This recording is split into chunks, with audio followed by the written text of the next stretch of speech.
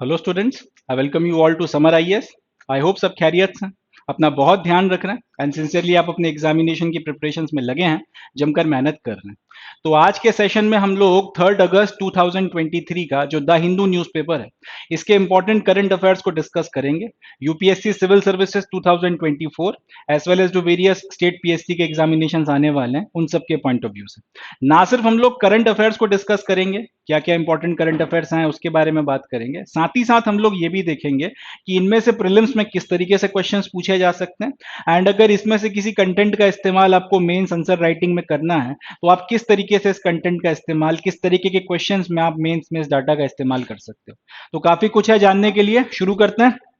पहला जो current affair है या फिर जो पहली खबर है 3 अगस्त 2023 की, वो यह है कि पार्लियामेंट ने एक कानून पास किया है जिसके तहत अभी अभी जो कुछ वक्त पहले हमारे देश में लिथियम की माइंस मिली हैं, लिथियम की जो डिस्कवरी हुई है उसका ऑक्शन किया जा सकता है। इसकी मदद से अब होगा ये कि इलेक्ट्रिक व्हीकल्स के लिए जो ईवी बैटरीज बनाई जाती हैं, इलेक्ट्रिक व्हीकल्स के लिए जो बैटरीज बनाई जाती हैं जिसके लिए लिथियम जो है बहुत ज्यादा क्रिटिकल है, उसकी सप्लाई बढ़ेगी और इससे जो हमारी कोशिश है कि ज्यादा से ज्यादा इलेक्ट्रिकल व्हीकल्स मार्केट में आए, उस चीज को बहुत ज्यादा मदद मिलेगी। थोड़ा सा बैकग्राउंड समझते हैं इस चीज का। देखिए, कुछ वक्त से हमारी भारत सरकार जो है इस कोशिश में लगी है कि हमारा जो पेट्रोल और या फिर यूं बोलना चाहिए कि क्रूड ऑयल जो है उसका जो इंपोर्ट होता है उसको किसी तरीके से कम किया जाए। हम लोग कच्चा तेल या क्रूड ऑयल काफी बड़ी मात्रा में जो है भारत में इंपोर्ट करते हैं। अरब देशों से मंगवाते हैं, रशिया से मंगवा रहे हैं और काफी जगहों से मंगवा रहे हैं। इसके चलते हमको काफी बड़ी मात्रा में बिलियंस ऑफ डॉलर्स जो है हमको पेमेंट करना पड़ता है। कच्चा तेल मंगवाते हैं, इस कच्चे तेल को फिर हम लोग रिफाइन करते हैं, रिफाइन कर इससे पेट्रोल बनाते हैं, डीजल बनाते हैं, केरोसिन बनाते हैं और उसके बाद फिर उसका देश में डिस्ट्रीब्यूशन होता है और सर्कुलेशन होता है। अब ये जो कच्चा तेल है जिसको इंपोर्ट करने में या फिर जो क्रूड ऑयल है जिसको इंपोर्ट करने में हम लोग बिलियंस ऑफ डॉलर्स खर्च करते हैं, अगर किसी जगह पे कोई जंग लग जाए, मिडल ईस्ट में कोई नाटक हो जाए या किसी तरीके की कोई ग्लोबल कैटास्ट्रोफ आ जाए तो इसकी सप्लाई जो है वो बुरी तरीके से डिस्टर्ब होती है। इसकी सप्लाई डिस्टर्ब होगी हमारे को, अगर तो दो चीजें होंगी, एक तो इसकी कीमत बढ़ेगी। अगर कीमत बढ़ेगी तो पहले ही हम लोग बिलियंस ऑफ डॉलर जो है इसके लिए पे कर रहे हैं, उसमें और ज्यादा पैसा हमको देना पड़ेगा। पहली तो ये चीज हो सकती है। दूसरा यह है कि अगर इसकी कमी हो गई तो फिर हमारे देश में हमारी इकोनॉमी के ऊपर उसका बहुत बुरा असर पड़ेगा, क्योंकि तेल से सब कुछ रिलेटेड है।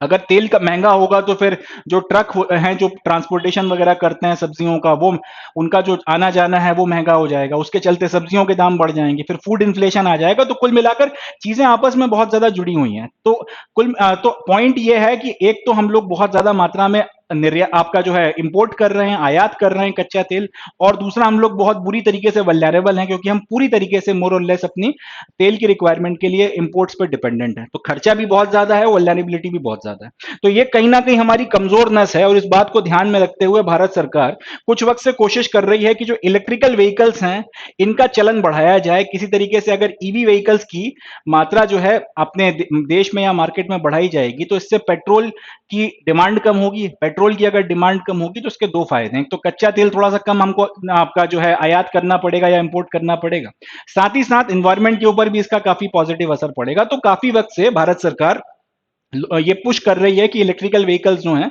इनको भारत के मार्केट में लाया जाए, अफोर्डेबल प्राइस में जो है इनको मार्केट में उतारा जाए। मगर इलेक्ट्रिकल व्हीकल्स के साथ में सबसे बड़ी प्रॉब्लम आ जाती है बैटरी की, क्योंकि ईवी जो आपका चलता है वो चलता है बैटरी पर, और बैटरी लगती है उसमें लिथियम आयन की। इंपॉर्टेंट है, याद रखिएगा, बैटरी उसमें लगती है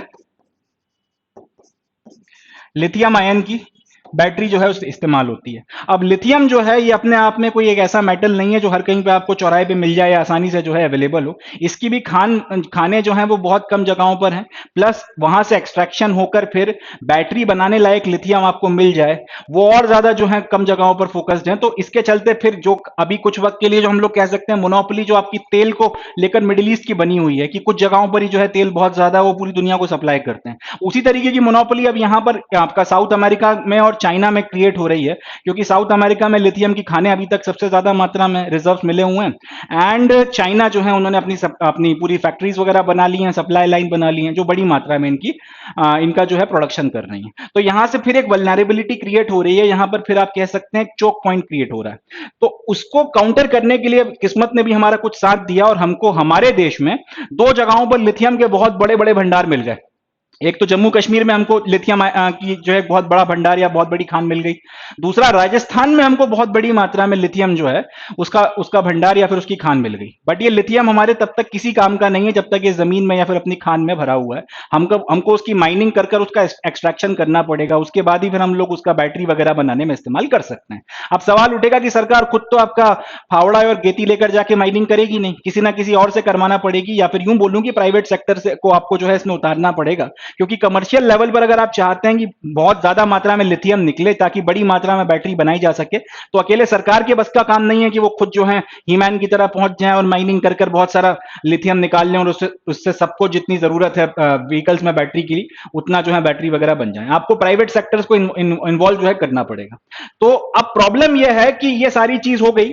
लिथियम के साथ में एक दिक्कत ये थी कि लिथियम जो है वो एटॉमिक मिनरल्स की लिस्ट में डाला गया था। लिथियम जो है उसको एटॉमिक मिनरल्स की लिस्ट में डाला गया था। अब जब भी किसी पर्टिकुलर मेटल को या किसी भी एलिमेंट को अगर आप एटॉमिक मिनरल्स की लिस्ट में डाल देते हो तो फिर उसकी जो है नीलामी नहीं हो सकती। बहुत इंपॉर्टेंट पॉइंट है। लिथियम अभी तक जब तक डिस्कवर नहीं हुआ था हमारे यहाँ पे तब तक एटॉमिक मिनरल्स की लिस्ट में डाला हुआ था। तो एक तो इसकी नीलामी नहीं हो सकती, सिर्फ सरकार जो है इसको जो है इसकी माइनिंग कर सकती है, और सरकार भी बहुत ज्यादा मात्रा में इसकी माइनिंग नहीं कर सकती।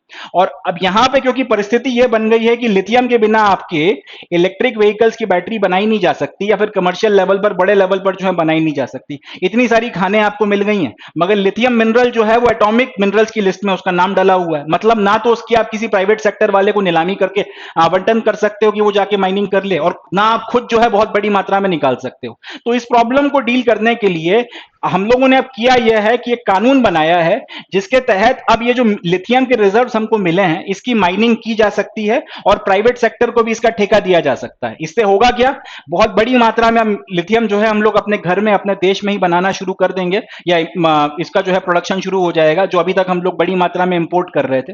और ये बनेगा तो फिर इसकी मदद से बैटरी बनेंगे, और बैटरी बनेगी तो अल्टीमेटली इलेक्ट्रिकल व्हीकल्स का पेनिट्रेशन जो है वो बढ़ता चला जाएगा। अभी का जो मैंने आपको बताया कि लिथियम कई सारे दूसरे मिनरल्स के साथ में एटॉमिक मिनरल्स की लिस्ट में था, जिसके चलते इसको ऑक्शन नहीं किया जा सकता था प्राइवेट कंपनीज को। बट अब जो है क्योंकि इसको निकाल दिया है इस लिस्ट से बाहर, और अब इसकी ऑक्शनिंग और नीलामी हो सकती है और इसका प्राइवेट सेक्टर इसमें जो है पार्टिसिपेट कर सकता है, तो अब ये सेक्टर खुल गया। ये जो पूरा इसका जो एक्सप्लोरेशन है और इसकी जो माइनिंग है वो अब प्राइवेट सेक्टर के लिए खुल गया है। तो अब एक के बाद एक जो है प्राइवेट सेक्टर वाले इसमें कूदना शुरू कर सकते हैं। लिथियम के अलावा कुछ और मिनरल्स को भी इस लिस्ट से निकाल के बाहर किया गया है। जो एटॉमिक मिनरल्स की लिस्ट है इसमें से एक तो लिथियम को बाहर कर दिया गया, साथ ही साथ कुछ और मिनरल्स हैं उनका भी नाम जो है इसमें से बाहर निकाला गया है। वो कौन कौन से हैं देख लेते हैं। एक है टाइटेनियम, दूसरा है बेरिल, तीसरा है नियोबियम, चौथा है जिरकोनियम, और एक अपना लिथियम। ये 5 मिनरल्स जो हैं इन सबको निकाल दिया गया है। पहले ये सारे मिनरल्स भी जब तक एटॉमिक मिनरल्स की लिस्ट में थे तब तक सिर्फ स्टेट रन कंपनीज ही इनको निकाल सकती थी, और वो भी बहुत लिमिटेड क्वांटिटीज में इनका जो है एक्सट्रैक्शन हो सकता था। बट अब क्योंकि इनको इस लिस्ट से निकाल दिया है तो इसके चलते अब इनका कमर्शियल एक्सट्रैक्शन किया जा सकता है। कमर्शियल एक्सट्रैक्शन का मतलब क्या है, सरकार के अलावा प्राइवेट सेक्टर को भी जो है इसमें शामिल किया जा सकता है। तो ये अपने को ध्यान रखना है। लिथियम की माइनिंग के रिस्पेक्ट में एक इंपॉर्टेंट खबर आई थी। अब ये अपन ने बात कर ली कि भाई ये नया कानून बनाया गया जिसके तहत ये सारी चीजें हो रही हैं। यहां से दो सवाल बनते हैं। पहला क्वेश्चन तो यही बनता है कि अगर कोई लिस्ट एटॉमिक मिनरल्स की, अगर कोई मिनरल एटॉमिक मिनरल की लिस्ट में है, या फिर कोई एलिमेंट अगर एटॉमिक मिनरल्स की लिस्ट में उसका नाम पड़ा हुआ है, तो सरकार क्या कर सकती है या क्या नहीं कर सकती। तो अपने को याद रखना है, तब उसकी माइनिंग सिर्फ सरकार कर सकती है, लिमिटेड क्वांटिटीज में कर सकती है, प्राइवेट सेक्टर उसमें हाथ नहीं डाल सकता। एक बात। दूसरी बात यह कि अगर आपने एटॉमिक मिनरल्स की लिस्ट से किसी को निकाला तो फिर क्या हो सकता है, ऐसी कंडीशन में उसका कमर्शियल एक्सप्लॉइटेशन किया जा सकता है। तीसरा क्वेश्चन जो यहां से बनकर तैयार होगा कि हाल फिलहाल में कितने जो आपके ये मेटल्स वगैरह हैं, आपको कुछ मेटल्स के नाम या कुछ मिनरल्स के नाम दे दिए जाएंगे, और ये बोला जाएगा कि इनमें से कौन कौन से जो हैं या तो एटॉमिक मिनरल की जो आपके एटॉमिक एलिमेंट्स या एटॉमिक मिनरल्स की जो लिस्ट है उसका पार्ट है, या फिर इसमें से निकाल दिए गए। तो ये 5 नाम अपने को ध्यान रखना है। आज की तारीख में ये पार्ट नहीं है, टाइटेनियम नहीं है, बेरिल नहीं है, नियोबियम नहीं है, जिरकोनियम नहीं है और लिथियम नहीं है। इन 5 को इस लिस्ट से निकालकर बाहर कर दिया गया। ये अपने को याद रखना है। चले आगे बढ़ते हैं। तो ये अपनी पहली न्यूज हो गई। इसमें से जो प्रीलिम्स के लिए क्वेश्चन बन सकता था वो हमने देख लिया। मेंस में इसमें सच क्वेश्चन नहीं बनेगा। हाँ, मेंस में आप इस बात को कोट जरूर कर सकते हो कि सरकार ने जो है इलेक्ट्रिकल व्हीकल्स के पेनिट्रेशन के लिए कई सारे कदम उठाए हैं। उसमें से एक कदम ये भी है कि इसका जो नाम है आपने एटॉमिक मिनरल्स की लिस्ट से निकाल दिया और अब इसका कमर्शियल एक्सप्लॉयटेशन वगैरह किया जा सकता है। चले आगे बढ़ते हैं, दूसरी खबर की तरफ बढ़ते हैं। सेकंड न्यूज में यह बताया गया है कि कर्नाटक की हाई कोर्ट ने एक केस में एक बात कही है।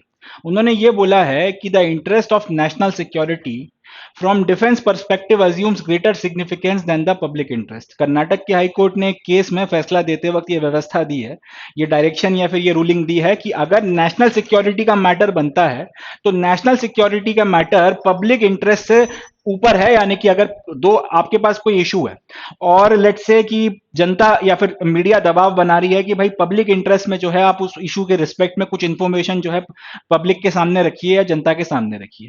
सरकार ये कह रही है कि भाई ये मैटर जो है इसके ऊपर हम लोग ज्यादा बात नहीं कर सकते क्योंकि ये नेशनल सिक्योरिटी का मैटर है। तो इस तरीके के केसेस में अब फिर आप ये नहीं है कि कोई कोर्ट जाके फिर सरकार को बाध्य कर सके या सरकार को जो है कोर्ट से ऑर्डर लाके मजबूर कर सके कि आपको बताना पड़ेगा।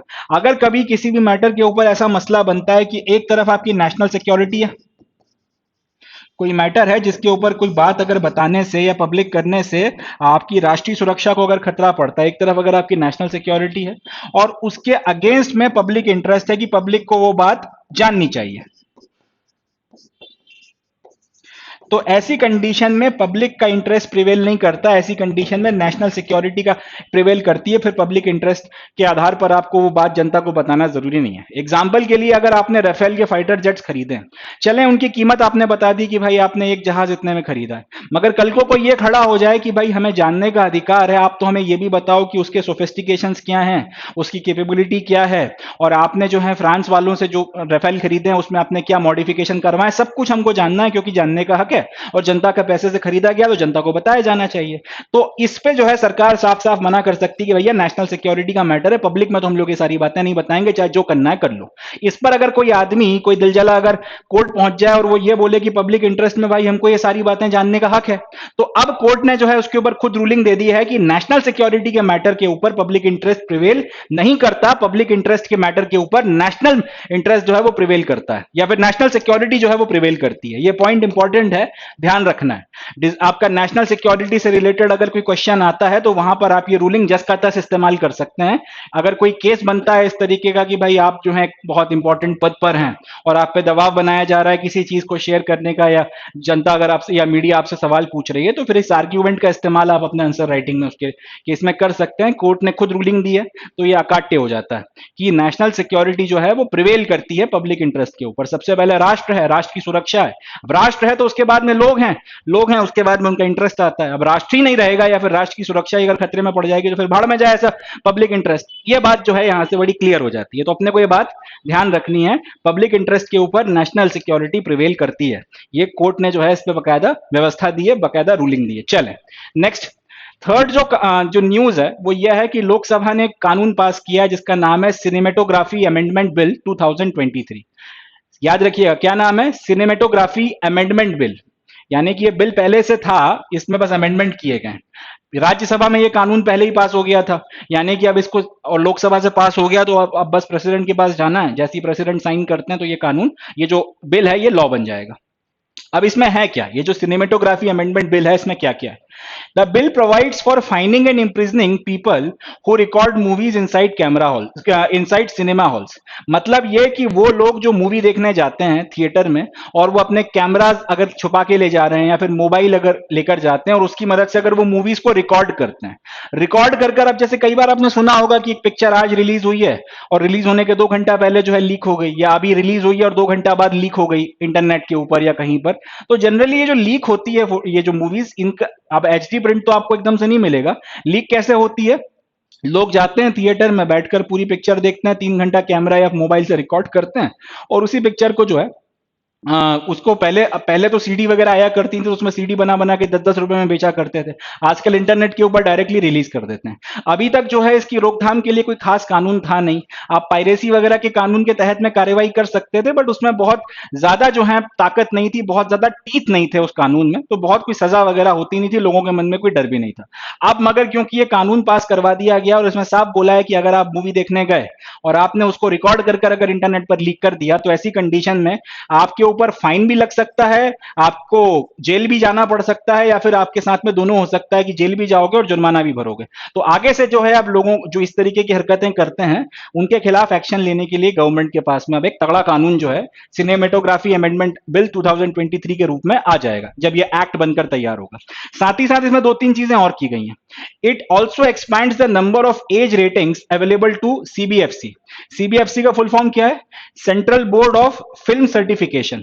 Central board of film certification क्या करता है? आपके कोई भी अगर फिल्म है तो उसको सर्टिफिकेट प्रोवाइड करता है कि भाई आपकी जो फिल्म है वो सब लोग देख सकते हैं, आपकी जो फिल्म है ये सिर्फ एडल्ट देख सकते हैं, आपकी ये जो फिल्म है इसको 12 साल से कम उम्र के बच्चे नहीं देख सकते, या 14 साल से कम उम्र के बच्चे नहीं देख सकते, या फिर आपकी जो फिल्म है इसको चलो देख तो लोग सकते हैं बट डिस्क्रिशन फिर भी जो है एडवाइस किया जाता है कि सोच समझ कर देखें क्योंकि डिस्टर्बिंग चीज है। इस तरीके से कई सारे जो आपके अलग अलग central board of film certification के जो जब के पास जब भी कोई फिल्म जाती है तो इस तरीके के अलग अलग सर्टिफिकेट्स के साथ में वो लोग फिल्म को पास करते हैं। कई बार अगर एक फिल्म है उसमें वो ये बोलते हैं कि अगर आप ये कट नहीं लगाओगे, ये फिल्म में से अगर आप ये चीज नहीं हटाओगे तो या तो हम सर्टिफिकेट नहीं देंगे या फिर हम लोग आपको एडल्ट सर्टिफिकेट के साथ जो है फिल्म जो है रिलीज करने देंगे, या फिर हम लोग जो है बच्चों के लिए या फिर यूनिवर्सल सर्टिफिकेट नहीं देंगे कि सब लोग देख सकते हैं। इस तरीके की कई सारी जो है इनके पास में पावर्स होती हैं। मगर अभी जनरली जो फिल्म पास होती है उसकी दो ही कैटेगरीज बनती हैं बड़े बड़े, अगर आप तौर पर देखोगे, एक होता है एडल्ट और दूसरा होता है नॉन एडल्ट, कि ये 18 साल से ऊपर के सारे लोगों के लिए ठीक है, या फिर 18 साल से कम के लिए 12 साल 14 साल, वो उसकी सब क्लासिफिकेशन है, बट मोर और लेस दो कैटेगरी बनती हैं, एडल्ट और नॉन एडल्ट। अब ये किया जा रहा है कि इनको और ज्यादा नंबर एज दिए जा रहे हैं रेटिंग्स वगैरह के लिए, कि आप स्पेसिफाई कर सकते हो कि भाई कितनी उम्र तक का जो व्यक्ति है इस फिल्म को देख सकता है, और कितनी उम्र से कम के जो बच्चे हैं या व्यक्ति हैं या वयस्क भी हैं तो उनके लिए ये देखना ठीक नहीं है, डिस्क्रिप्शन आप लगा सकते हो। कुल मिलाकर ये जो सर्टिफिकेट्स की कैटेगरी है उसको भी जो है सिनेमेटोग्राफी अमेंडमेंट बिल के तहत में बढ़ाया जा रहा है। However censorship powers of CBFC have been retained. अब इसके अलावा जो सेंसरशिप की पावर्स हैं central board of film certification की, जिसको कई बार बहुत क्रिटिसाइज किया जाता है, इसको अभी भी हालांकि रिटेन किया गया। जैसे सीबीएफसी कई बार जो है आपको कई बार जो है फिल्म का सर्टिफिकेट देने से ही मना कर देती है। कई लोगों को फिर जो है, या फिर कोई सीन अगर आप नहीं हटाओगे तो फिर वो मानते नहीं है, तो फिर कई बार आपके जो डायरेक्टर्स या प्रोड्यूसर्स इनको कोर्ट जाना पड़ता है। इस तरीके की चीजें अभी भी जो है वो कर सकते हैं, उनके पास में ये कह सकते हैं कि सेंसरशिप की पावर्स अभी भी इनको रिटेन की गई हैं। लोग बहुत क्रिटिसाइज करते हैं इस चीज को लेके, मगर ये पावर अभी भी इस बिल ने कंटिन्यू करी है। It also formalise practice of recertification of a film rated for adults for TV. ये भी एक इंपॉर्टेंट और एक इंटरेस्टिंग पॉइंट है कि लेट से कि कोई आपकी मूवी आई, उस मूवी को रिलीज करने के पहले आपने एक सर्टिफिकेट ले लिया, सर्टिफिकेट आपको लेट से एडल्ट सर्टिफिकेट मिल गया। अब एडल्ट सर्टिफिकेट के साथ में आपने उस फिल्म को थिएटर में रिलीज कर दिया। अब ये फिल्म थिएटर में रिलीज होगी तो वहां पे 18 साल से कम का जो भी व्यक्ति है, जो वयस्क नहीं है या जो एडल्ट नहीं है, वो नहीं जा सकता देखने। फिल्म चली, हिट हुई, फ्लॉप हुई, जो भी है, उसके बाद वो थिएटर से उतर गई। नेक्स्ट जो चीज होती है वो है कि अब ये फिल्म रिलीज होती है ओटीटी पर, और दूसरा ये आती है टीवी पर। तो अब अलग से जो है आपको सर्टिफिकेट लेने की जरूरत नहीं होती, क्योंकि आपको पहले ही सर्टिफिकेट मिल चुका है।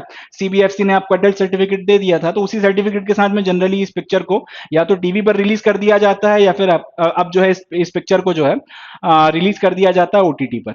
एक ये व्यवस्था बनी हुई थी पहले से, बाद में इसमें थोड़े से चेंजेस हुए। चेंजेस ये हुए कि आपको अगर इसको रिलीज करना है तो उसके अगर आपको टीवी पर रिलीज करना है, कोई एडल्ट फिल्म है या फिर कोई पिक्चर है जिसको एडल्ट सर्टिफिकेट दिया गया है और उसको आप चाहते हैं कि रिलीज करवाएं टीवी पर, तो ऐसी कंडीशन में आपको फिर से एक बार रीसर्टिफिकेशन लेना पड़ता है। सीबीएफसी ने अपना ये नियम बनाया हुआ था।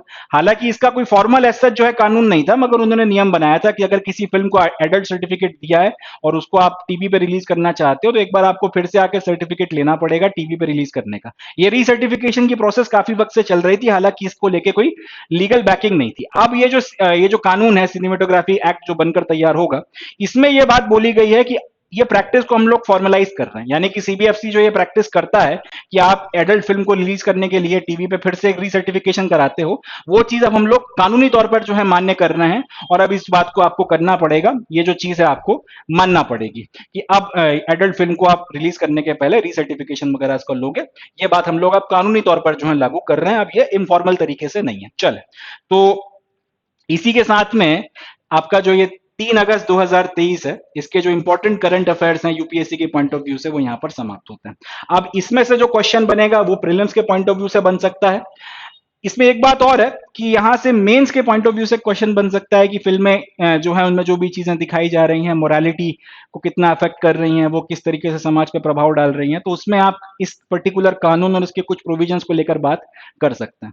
So that's it from my side for today. 3 अगस्त 2023 का जो द हिंदू है, यूपीएससी के पॉइंट ऑफ व्यू से या पीएससी के पॉइंट ऑफ व्यू से इससे ज्यादा इंपॉर्टेंट करंट अफेयर्स इसमें बनकर तैयार नहीं होते। मिलते हैं नेक्स्ट सेशन में, जब हम लोग इसके बाद के जो आपका अगला दिन है उसके जो करंट अफेयर्स हैं उसको डिस्कस करेंगे। तब तक के लिए अपना ध्यान रखें, खुश रहें, पॉजिटिव रहें एंड जुड़े रहें समर आईएएस के साथ। थैंक यू, जय हिंद।